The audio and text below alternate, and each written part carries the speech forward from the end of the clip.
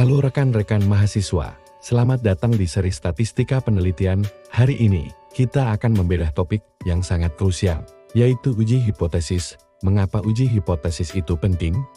Karena dalam sains, kita tidak bisa mengambil keputusan hanya berdasarkan intuisi. Kita butuh bukti statistik yang kuat dari data. Mari kita mulai dengan konsep dasar.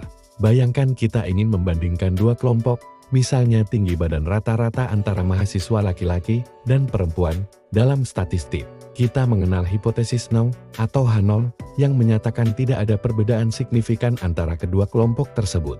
Sebaliknya, hipotesis alternatif atau H1 menyatakan bahwa ada perbedaan nyata. Tugas kita adalah menentukan apakah kita menolak atau gagal menolak H0.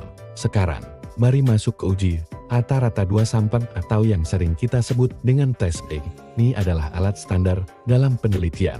Rumus t-test melibatkan selisih rata-rata dibagi dengan standar error. Ingat, syarat utamanya adalah data harus terdistribusi normal dan memiliki varians yang homogen. Selanjutnya, kita perlu memahami arah uji kita.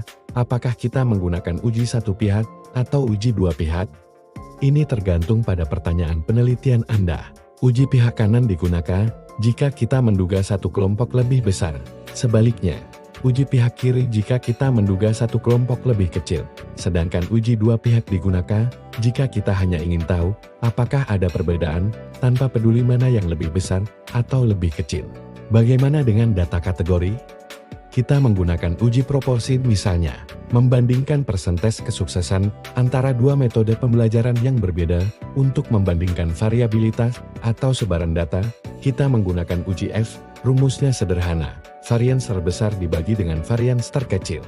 Dalam mengambil keputusan, kita berisiko melakukan kesalahan. Kesalahan tip 1 terjadi saat kita menolak H0, padahal sebenarnya H0 itu benar. Sedangkan kesalahan tip kedua adalah saat kita gagal menolak H0, padahal sebenarnya ada perbedaan atau H0 itu salah. Untuk meminimalisir kesalahan ini, kita perlu memperhatikan ukuran sampel. Semakin besar sampel, biasanya tingkat kesalahan atau error akan semakin mengecil. Mari kita lihat contoh soal. Jika kita menguji rata-rata nilai ujian dua kelas, langkah pertama adalah menentukan hipotesis, lalu menghitung nilai T-hitung. Sebagai kesimpulan, uji hipotesis adalah jembatan antara data mentah dengan kesimpulan ilmiah yang valid. Teruslah berlatih dengan berbagai jenis data. Statistika mungkin terlihat rumit, tapi dengan pemahaman logika yang kuat, ini akan menjadi senjata terbaik dalam riset Anda. Sampai jumpa di pertemuan berikutnya.